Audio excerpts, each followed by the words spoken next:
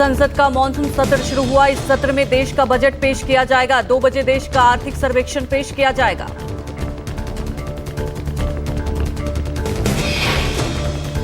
वित्त मंत्री निर्मला सीतारमण पेश करेंगी आर्थिक सर्वे। आज से शुरू हो रहा है संसद का सत्र, 12 अगस्त तक चलेगा।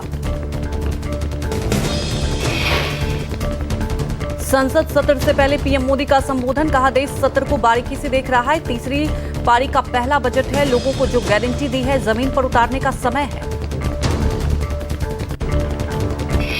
ये बजट सत्र है।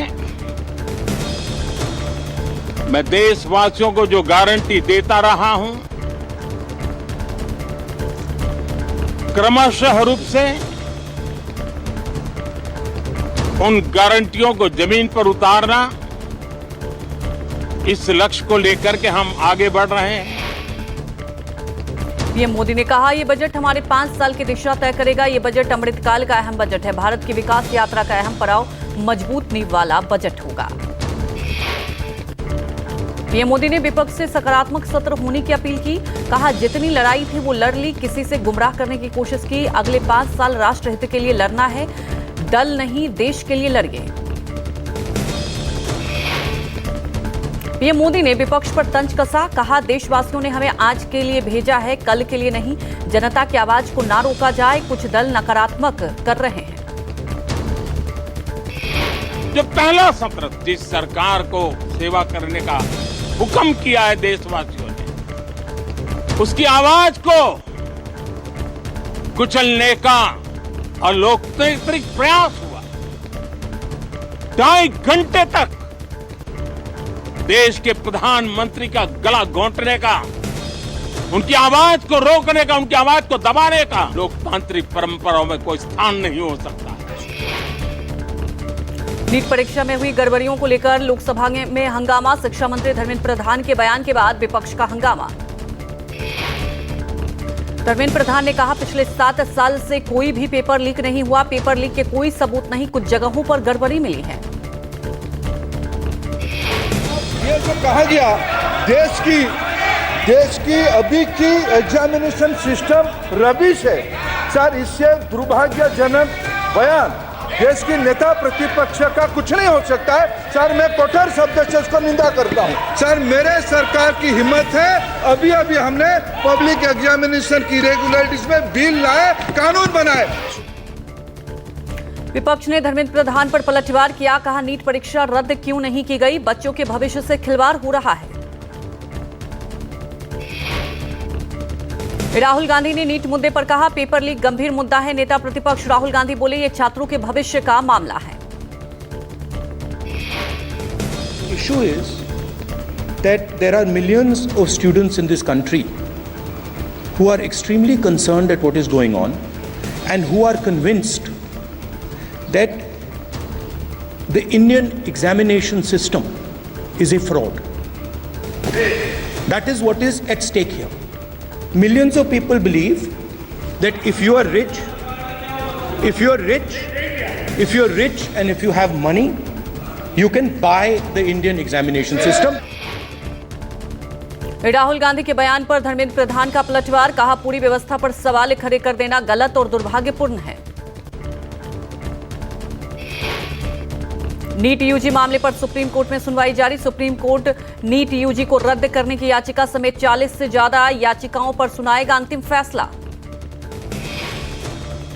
सीजेआई डीवाई चंद्रचूड़ की अगुवाई वाली बेंच कर रही है मामलों की सुनवाई। सुप्रीम कोर्ट के आदेश के बाद एनटीए ने नीट यूजी के परिणाम शहर और केंद्रवार जारी कर दिए हैं। याचिकाकर्ता के वकील ने कहा पेपर किसी चपरासी ने नहीं लीक किया बल्कि गैंग के द्वारा किया गया। संजीव मुखिया और उसके सहयोगी अभी भी गिरफ्तार नहीं हुए हैं। एनटीए ने सुप्रीम कोर्ट में एक अतिरिक्त हलफनामा दाखिल किया जिसके तहत एनटीए ने आईआईटी मद्रास के निदेशक के खिलाफ हितों के टकराव के आरोपों का खंडन किया है। बिहार, ओडिशा, छत्तीसगढ़ विधानसभाओं के मानसून सेशन का आगाज। सीपीआईएमएल के विधायकों ने मूर्ति गोलंबर से लेकर बिहार विधानसभा तक किया पैदल मार्च।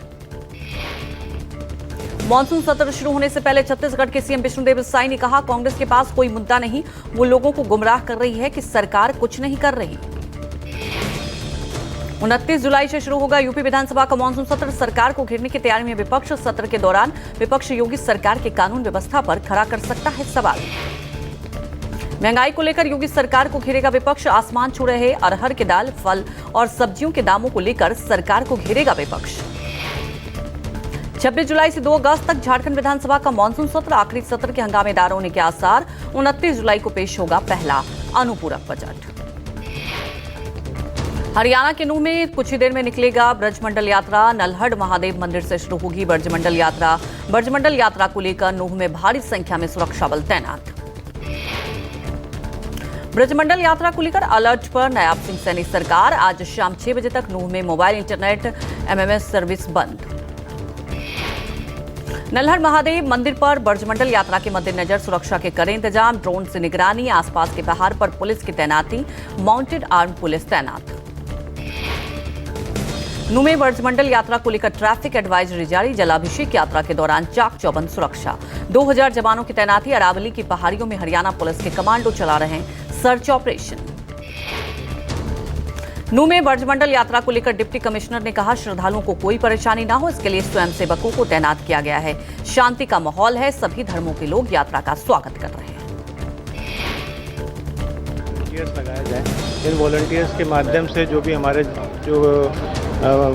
मंदिर में परिसर में जो आ रहे हैं, जितने भी भक्त हैं, उनको कोई दिक्कत ना हो। साथ ही साथ हमारी तरफ से जो रूट व्यवस्था भी बनाई गई है और जगह जगह पे थोड़ा सिक्योरिटी भी रखी गई है ताकि किसी को कोई दिक्कत ना हो। हरियाणा सरकार के गृह विभाग की ओर से जारी किए गए आदेश। पिछले साल इसी ब्रजमंडल शोभा यात्रा के दौरान नूह में भड़के थे दंगे। लद्दाख में कारगिल विजय दिवस मनाएंगे पीएम मोदी। शहीदों की पत्नियों से बातचीत करेंगे। जवानों में भरेंगे जोश। साल 1999 में पाकिस्तानी सेना को भारतीय जवानों ने करगिल से पीछे खदेड़ दिया था। 25 जुलाई को विजय दिवस की रजत जयंती है, लिहाजा पीएम मोदी द्रास में मौजूद होंगे। उपराज्यपाल ब्रिगेडियर बीडी मिश्रा ने पीएम मोदी के द्रास यात्रा की व्यवस्था पर चर्चा करने के लिए सचिवालय में एक बैठक की। एक्स पोस्ट में करके पीएम के दौरे की जानकारी दी। केंद्र की मोदी सरकार ने आरएसएस को लेकर किया बड़ा फैसला। सरकारी कर्मचारी अब संघ की गतिविधियों में हो सकेंगे शामिल। मोदी सरकार ने संघ के कार्यक्रम में सरकारी कर्मचारियों के शामिल न होने से संबंधित 58 साल पुराने आदेश को रद्द किया था। मोदी सरकार के नए आदेश पर हमलावर हुई कांग्रेस। पार्टी नेता पवन खेड़ा ने एक्स पर पोस्ट कर सरकार पर निशाना साधा।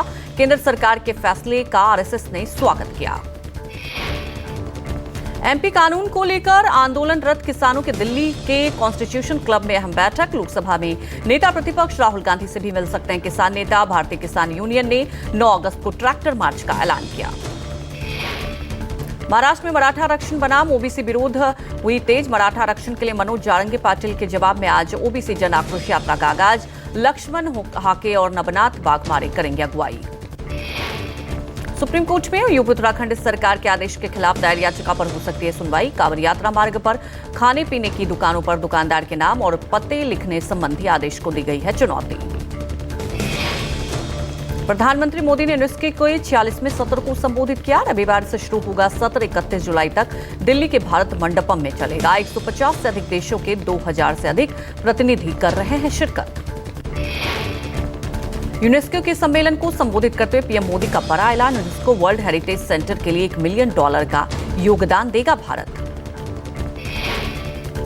नई दिल्ली सीट से बीजेपी सांसद बांसुरी स्वराज के खिलाफ दायर याचिका पर दिल्ली हाईकोर्ट में सुनवाई। आप नेता सोमनाथ भारती ने बांसुरी के निर्वाचन को दी है चुनौती। बीजेपी सांसद पर कथित भ्रष्ट आचरण के जरिए जीत हासिल करने का आरोप। महाराष्ट्र के पुणे में एक कार्यक्रम को संबोधित करते हुए केंद्रीय गृह मंत्री अमित शाह पर शरद पवार का बड़ा हमला। एनसीपी गुट के प्रमुख को बताया करप्शन का सरगना। राहुल गांधी पर कसा तंज। हार के अहंकार में डूबे दुनिया के एकमात्र नेता। अमित शाह ने शिवसेना के संस्थापक बाला साहब ठाकरे का उत्तराधिकारी बताने को लेकर उद्धव पर साधा निशाना। का यूबीटी प्रमुख औरंगजेब फैन क्लब के नेता। पीएफआई और याकूब की फांसी का विरोध करने वालों की गोद में बैठे हैं उद्धव।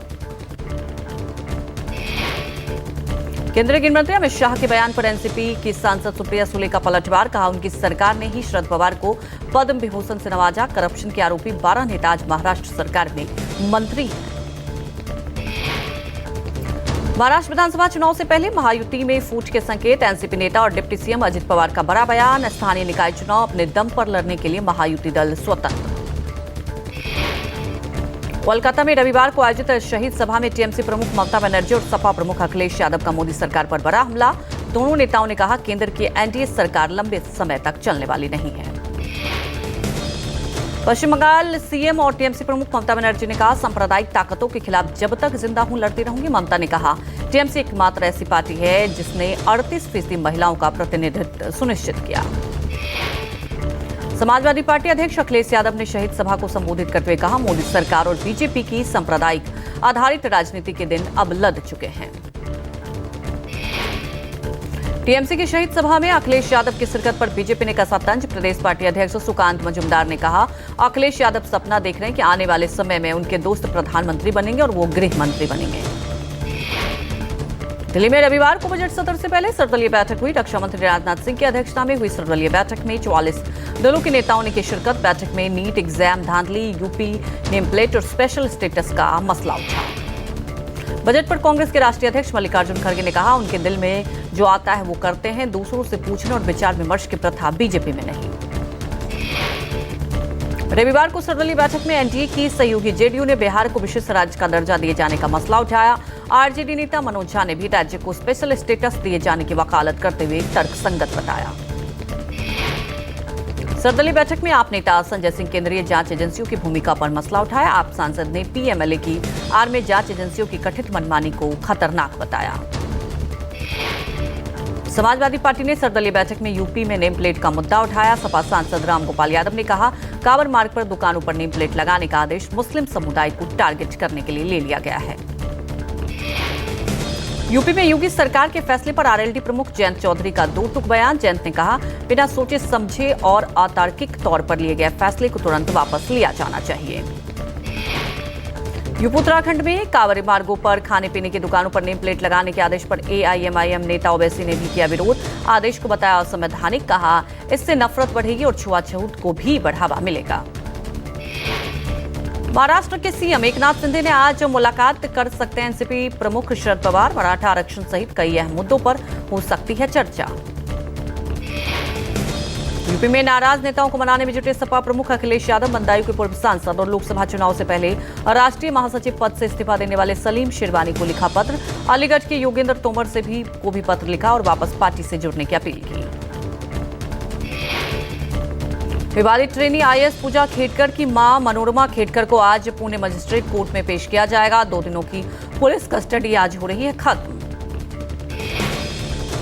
पिता दिलीप खेडकर को मिली है 25 जुलाई तक की अग्रिम जमानत। वहीं ट्रेनी आईएएस पूजा खेडकर ने अब तक पुणे पुलिस में अपना बयान नहीं दर्ज करवाया है। पुलिस सूत्रों के मुताबिक ट्रेनी आईएएस संपर्क में भी नहीं है, जबकि यूपीएससी में उनके खिलाफ फर्जीवाड़ा के चलते केस भी दर्ज करवाया गया है। आज से सावन के पवित्र महीने की शुरुआत। सावन के पहले सोमवार पर मंदिरों में उमड़ा भक्तों का सैलाब। शिव भक्तों ने अपने आराध्य भगवान भोले भंडारी का जलाभिषेक किया। यूपी के वाराणसी में श्रावण महीने के पहले सोमवार पर काशी विश्वनाथ मंदिर में भक्तों का तांता। आज सुबह से ही जलाभिषेक के लिए भगवान विश्वनाथ में उमड़ा जनसैलाब। उज्जैन में सावन माह के पहले सोमवार के अवसर पर महाकालेश्वर मंदिर में उमड़ा भक्तों का सैलाब। भक्तों ने बेलपत्र, धतूरे, पुष्प से पूजा की। मंदिर में भक्तों ने लगाए महाकाल के जयकारे। झारखंड के देवघर के बाबा बैद्यनाथ धाम मंदिर में भारी संख्या में उमड़े भक्त। लंबी लंबी कतारों में खड़े हो रहे शिव भक्तों ने अपने आराध्य भोले भंडारी का जलाभिषेक किया। सावन महीने के पहले सोमवार के मौके पर हरिद्वार में श्रद्धालुओं ने लगाई आस्था की डुबकी। हर की पौड़ी पर पवित्र डुबकी के लिए उमड़ा भीड़। भोले के जयकारों से गूंजा हरिद्वार। सावन के पहले सोमवार के अवसर पर हरिद्वार में भक्तों ने दशमेश्वर महादेव मंदिर में की पूजा अर्चना। भारी संख्या में महादेव मंदिर में उमड़ा भक्तों का सैलाब। प्रयागराज में श्रद्धालुओं ने सावन माह से पहले सोमवार के अवसर पर मनकामेश्वर मंदिर में पूजा अर्चना की। भांग धतूरे और बेलपत्र से मनोकामनेश्वर पूजा में जयकारे लगाए। गाजियाबाद में पवित्र श्रावण मास के पहले सोमवार के मौके पर भक्तों ने दुधेश्वर नाथ मंदिर में की पूजा अर्चना। बम बम भोले के जयकारों से गूंजा वातावरण। राजस्थान के जयपुर में झारखंड महादेव मंदिर में आज सुबह से ही दिखी भक्तों की लंबी कतारें। शिव भक्तों ने अपने महादेव को प्रसन्न करने के लिए दुग्धाभिषेक किया। वहीं ग्वालियर के अचलेश्वर महादेव मंदिर में भी जुटा भक्तों का सैलाब। अमेरिका के शिकागो के इलिनॉयस में गीता महोत्सव का आयोजन SGS गीता फाउंडेशन और कृष्णदत्त हनुमान मंदिर ने शिकागो में गीता महोत्सव का आयोजन किया। भक्ति के संगीत में डूबा शिकागो, हजारों लोग भगवत गीता के श्लोकों का जप करने के लिए इकट्ठा हुए। कांग्रेसी राजा कृष्णमूर्ति और लेफ्टिनेंट गवर्नर जुलियाना स्टार्टन जैसे प्रतिष्ठित अतिथि भी गीता महोत्सव में शामिल हुए। मोहन यादव ने लिया संज्ञान, कहा महिलाओं की सुरक्षा सरकार की पहली प्राथमिकता। कांग्रेस नेता जीतू पटवारी ने बीजेपी राज्य में महिला सुरक्षा पर फिर उठाए सवाल। यूपी के मैनपुरी में सपा नेता के मैरिज हॉल पर चला बुलडोजर। करहल पंचायत के चेयरमैन ने सरकारी तालाब पर कब्जा कर बनाया था marriage hall. Chairman Chaudhary Abdul Naeem का था मैरिज हॉल। एमपी के धार के भोजशाला परिसर पर पेश एएसआई रिपोर्ट पर आज होगी सुनवाई। 98 दिनों के सर्वे के बाद एसआई ने हाईकोर्ट के इंदौर बेंच को सौंपी थी 600 पन्नों की रिपोर्ट। जम्मू कश्मीर के डोडा के जंगलों में सेना का सर्च ऑपरेशन जारी। डोडा के बदरवा के जंगलों में कई आतंकियों के घिरे होने की खबर। देश भर के कई राज्यों में बाढ़ और बारिश से भारी तबाही। महाराष्ट्र के कई जिलों में आज भी भारी बारिश का अलर्ट। नागपुर में स्कूल कॉलेज बंद रखने के आदेश।